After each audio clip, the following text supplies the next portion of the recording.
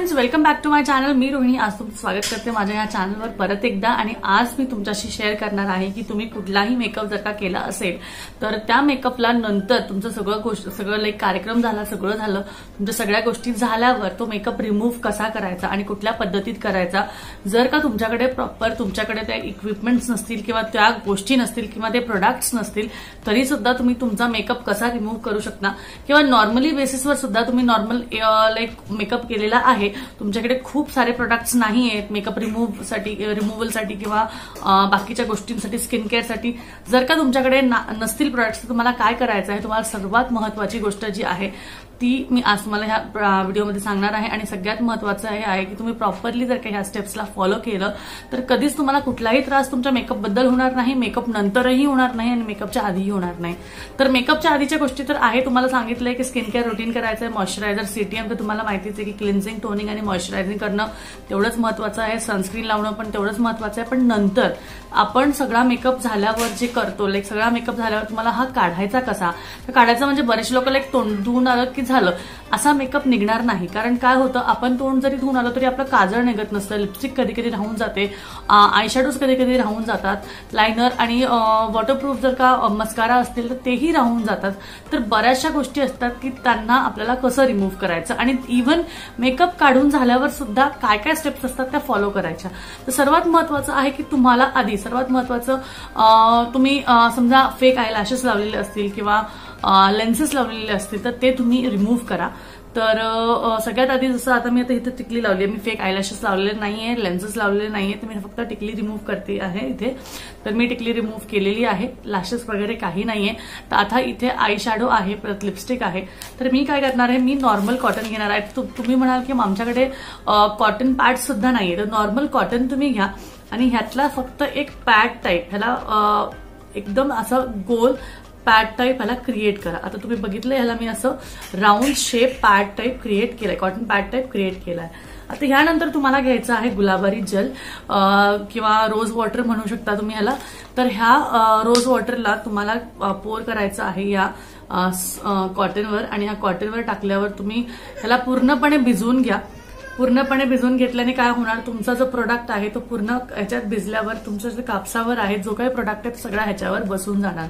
आता सर्वात महत्वाचं आहे की आपल्याला आधी आय मेकअप रिमूव्ह करायचा आहे. तर तुम्हाला काय करायचंय, इथे फक्त थोड्या वेळ ठेवा, इथे प्रेस करा आणि इथे लावा. लाईक थोडंसं ते ओलं झालं की तुम्हाला तो मेकअप लूज पडायला सुरुवात होणार आणि हळूच दाबून त्याला काढा. हळूच दाबून तुम्ही ह्याला काढू शकता. तर इथे तुम्हाला प्रेस करून थोडं प्रेस करून काढायचं. हे बघा सगळं निघतंय, ते डोळ्यात जातं, त्यामुळे थोडंसं तुम्हाला काळजी घ्यायची आहे. आता इथे बघू शकता माझं काजळ वगैरे सर्व पसरलेलं आहे. तर अजून हे पूर्ण चेहऱ्यावर लागू नाही, लाईक हे कॉटन आपण पूर्ण चेहऱ्यावर वापरणार नाहीये, त्यामुळे ह्याला तुम्ही पूर्णपणे आधी काढून घ्या. लाईक आहे आता मी एक साईडचं काढून घेतलेलं आहे.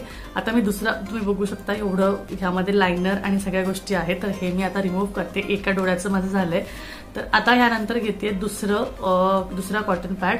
तर इथे बघा दुसरा कॉटन पॅड घेते आणि ह्यामध्ये मी परत रोज वॉटर घेतलं आहे आणि मी आता रिमूव्ह करणार आहे इथलं, कारण ऑलरेडी मी थोडंसं लूज केलं होतं.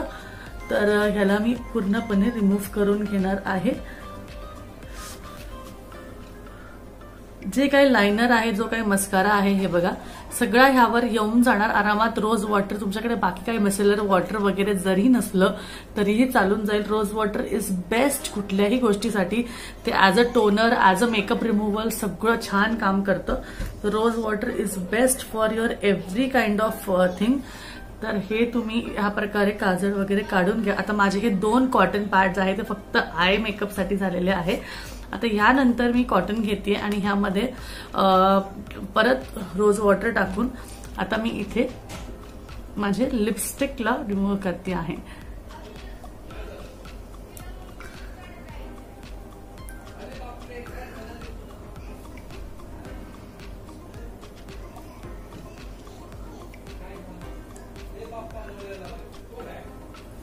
ह्या पद्धतीने तुम्हाला फाउंडेशन पण तुमचं रिमूव्ह करून घ्यायचंय. जेवढं निघेल तेवढं ओके आहे.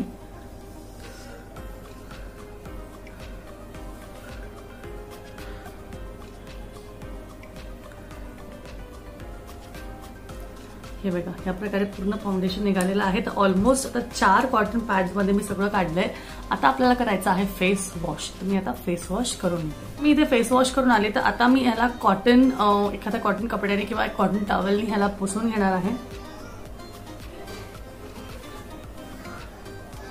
सगळ्यात महत्त्वाचं डोळ्याच्या खालचं काजळ लिटरली राहून जातं कधी कधी.